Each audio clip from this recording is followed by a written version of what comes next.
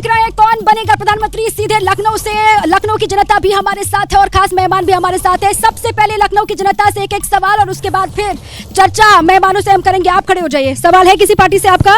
आपका सवाल है किसी से? अरे वाह, बड़े शांत है लखनऊ के लोग, सवाल भी नहीं पूछ रहे।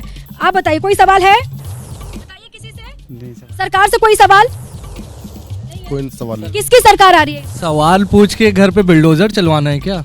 डर लग रहा है आपको? जी ऐसा क्यों? अरे मुसलमान है, डरना पड़ता है भाई। सवाल पूछेंगे तो बुलडोजर चल जाएगा? बिल्कुल चल जाएगा जी। अच्छा बोलिए। ये योगी जी की सरकार है, मोदी जी की सरकार है, बुलडोजर तो चलेगा अगर गलत काम कोई करेगा। गलत काम अगर कोई करेगा तो बुलडोजर चलेगा। ये योगी और मोदी की सरकार है। आप बताइए क्या सवाल है? किसकी सरकार आ रही है? कौन मजबूत है? इंडिया अलायंस ज्यादा मजबूत है या एनडीए? मोदी जी बन रहे हैं दोबारा पीएम? फिर से मोदी जी आएंगे। काम किया है, काम करेंगे। उनकी पहचान काम से है। इंडिया फिंडिया ये जो चचुंदरे हैं ये सब मिट जाएंगे। ये चिल्लाओ इनको खूब। महिलाओं के लिए कितना काम किया है मौजूदा सरकार? बहुत कुछ किया। हम महिलाएं बहुत खुश हैं और सहायता समूह, सिलाई कढ़ाई बहुत काम किया। मोदी जी का शुक्रिया। महिलाओं के लिए बहुत काम किया है मौजूदा सरकार ने, वो राज्य की सरकार हो या फिर केंद्र की सरकार हो। क्या लग रहा है इस बार? क्या किससे है सवाल आपका? नाम क्या है आप? मैं अरविंद यादव हूँ। किससे है सवाल? सवाल है कुछ मौजूदा स्थिति को लेकर, राजनीतिक जो बन रहा है पूरे उत्तर प्रदेश में। नहीं, अभी जो समाजवादी पार्टी के काका जी कह रहे थे कि यहाँ इधर से भी आवाज़ आ रही थी कि 80 की 80 सीटें आ रही, तो हमको ये जरा बता दें कहाँ से 80 सीटें इनकी आ रही हैं। हर जगह तो भाजपा का चल रहा, राम राज्य चल रहा है, कहाँ से 80 सीटें आ रही? हर जगह तो राम लहर है काका साहब, कहाँ से ला रहे हैं 80 सीटें? जरा जल्दी से बताइए।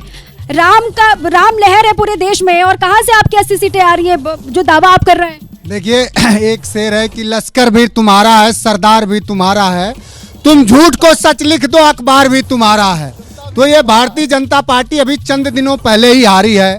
कई देश के कई राज्यों में भारतीय जनता पार्टी हारी है। अब तक अगर आप आंकड़ों का अध्ययन करेंगे तो 19-20 बार हारी है। और एक और बात है कि इस देश में तानाशाहों को हमेशा इस देश की तासीर रही है कि तानाशाह आप सिखाया है। आप यहाँ से बोल रहे हैं, वो देश की आधी आबादी महिलाएं वहाँ से बोल रही हैं कि जिसके साथ आधी आबादी, सरकार उसी की बननी है। कुछ भारतीय जनता पार्टी के कार्यकर्ताओं को आप देश की महिलाएं बता देंगी। किसी की व्यक्तिगत जो परिस्थिति है और कोई अपने व्यक्तिगत दृष्टिकोण से अगर देश का दृष्टिकोण देखे तो ठीक नहीं होगा। इस देश में महिलाएं क्या हैं, इसके लिए आपको गांव गरीब किसानों में जाना पड़ेगा। अभी एक वहाँ से किसी शख्स ने कहा कि 80 की 80 सीटें लेकर के आ रहे हैं ये इंडिया अलायंस वाले।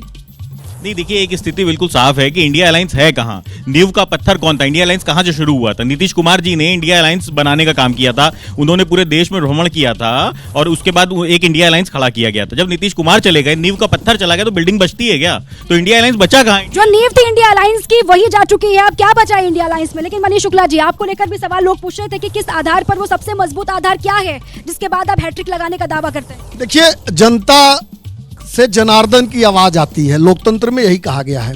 और जनता में बैठे तमाम लोगों ने सवाल खड़ा किया है और जवाब दिया है और इसी से समझ लेना चाहिए। और जिस तरह से मनोज जी ने कहा कि कुछ लोग जो बोल रहे हैं ये भाजपा के कार्यकर्ता हैं, इससे अच्छा और क्या? वो तो उनको छोड़ दीजिए। आप उनके लिए बोलेंगे तो वो बोलेंगे कि समाजवादी पार्टी वाले, अगर बोलेंगे तो बोलेंगे वो आम लोग हैं, वो तब नहीं बोलेंगे कि वो समाजवादी पार्टी के कार्यकर्ता है। इससे अच्छा और क्या दिन आएगा कि जो जनता है देश की वो भारतीय जनता पार्टी की कार्यकर्ता बनकर खड़ी हो गई है। उसका सबसे बड़ा कारण है कि मोदी जी की एक गारंटी है, जिसकी गारंटी किसी ने नहीं लिया आज तक, उसकी गारंटी मोदी जी ने लिया।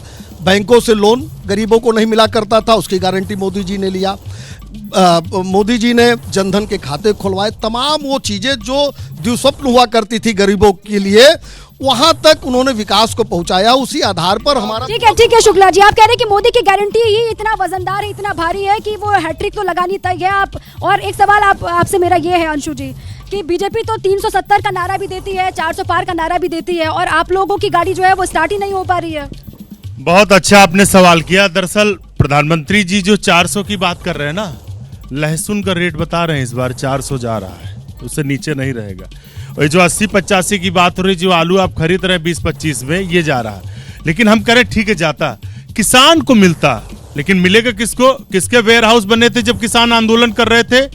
इस जो जब वरिष्ठ नागरिक थे 60 साल के ऊपर, उनको जो किराए में रेलवे में छूट मिलती थी, किसने दी थी? कांग्रेस ने। उन्होंने समाप्त कर दिया।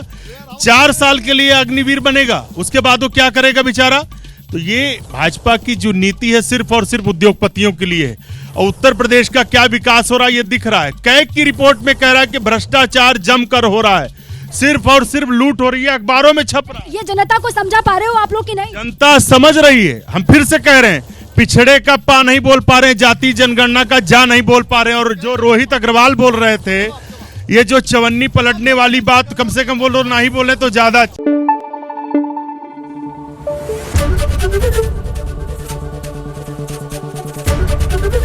एबीपी न्यूज आपको रखे आगे।